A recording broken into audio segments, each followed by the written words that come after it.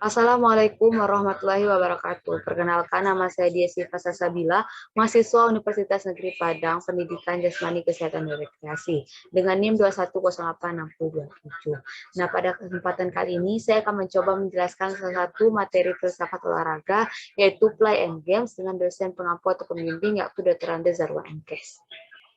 Bermain merupakan suatu perbuatan atau kegiatan sukarela yang dilakukan dalam batas-batas ruang juga waktu tertentu yang sudah ditetapkan, dengan menurut aturan yang telah diterima secara sukarela tetapi mengikat sepenuhnya, dan dengan tujuan dalam dirinya disertai oleh perasaan tenang, gembira, juga kesadaran.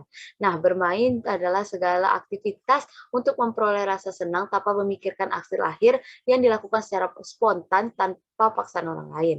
Nah, kemudian ada bermain menurut pengertian bermain menurut Pak Ahli. Yang pertama yaitu Soeti Jiningsi, di mana ia mengatakan bahwa bermain merupakan suatu aktivitas anak termasuk bekerja, kesenangannya, dan merupakan metode bagaimana mereka mengenal dunia.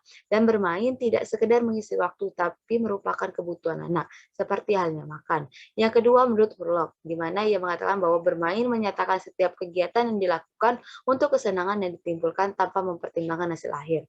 Dan yang terakhir yaitu Huizinga, di mana ia melihat permainan sebagai sumber dari bentuk-bentuk kultural yang paling penting, yang merentang sejak dari hal-hal yang menyenangkan, seperti seni, sampai ke hal yang kurang menyenangkan dan kontroversial seperti perang.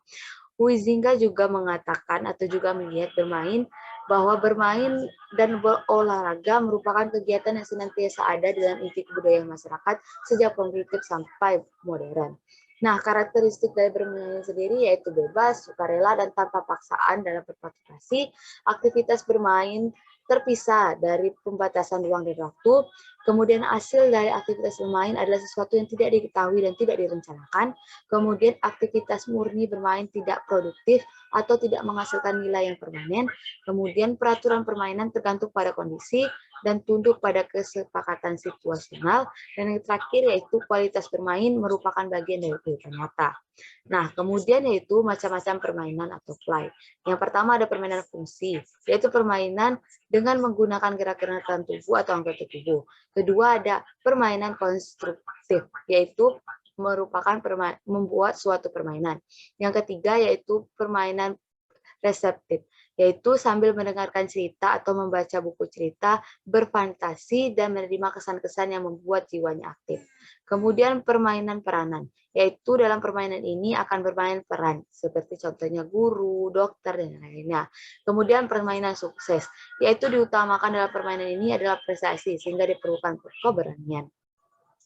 Nah, tujuan dari permainan sendiri adalah untuk mengembangkan kemampuan dalam menyamakan dan membedakan, berbahasa, juga pengertian tentang berhitung, menambah, mengurang, dan merangsang daya imajinasi, membedakan benda, menumbuhkan sportivitas, dan mengembangkan kepercayaan diri, juga mengembangkan sosialisasi. Kemudian kita masuk kepada games. Nah, games sendiri berasal dari bahasa Inggris yang memiliki arti dasar permainan. Permainan dalam hal ini merujuk pada pengertian kelincahan intelektual. Nah, games juga bisa diartikan sebagai arena keputusan dan aksi permainan, yang mana ada target-target yang ingin dicapai pemainnya.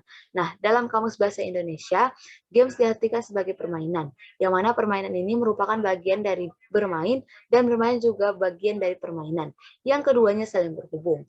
Nah, permainan adalah kegiatan yang kompleks yang di dalamnya terdapat peraturan, nah, play dan budaya. Sebuah permainan adalah sebuah sistem di mana permainan terlibat dan konflik buatan. Di sini permainan berinteraksi dengan sistem dan konflik dalam permainan merupakan rekayasa atau buatan.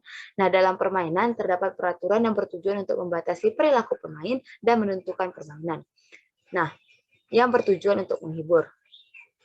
Ruang lingkup dari game sendiri yaitu yang pertama adanya kompetisi, hasil yang ditentukan oleh karakter fisik, strategi, dan kesempatan, di mana suatu games bisa dikarakteristikkan dari apa yang pemain lakukan dalam sebuah game, misalnya peralatan, peraturan yang digunakan, skill, games, dan kemudian single player atau double playernya. Nah, Roger Lewis membagi permainan menjadi 4, yaitu agon permainan yang bersifat pertandingan, alia permainan yang bersifat untung-untungan, mimikri permainan fantasi yang membutuhkan kebebasan bukan kesungguhan, dan permainan untuk mencerminkan keinginan melepaskan gerak. Nah, menurut Soe Jiningsi, ada hal-hal yang harus diperhatikan saat melakukan permainan, yaitu ekstra energi, waktu, alat permainan, uang untuk bermain, peraturan, pengetahuan cara bermain, dan teman bermain. Sedangkan menurut Furlock, ada hal-hal yang mempengaruhi permainan, yaitu kesehatan, perkembangan motorik, inteligensi, jenis kelamin, lingkungan, status sosial ekonomi, jumlah waktu, jumlah waktu bebas, dan peralatan. Hanya itulah yang dapat saya sampaikan. Apabila ada kesalahan, saya mohon maaf. Pada Allah, saya mohon ampun. Wabillahi taufiq wa hidayah. Wassalamualaikum warahmatullahi wabarakatuh.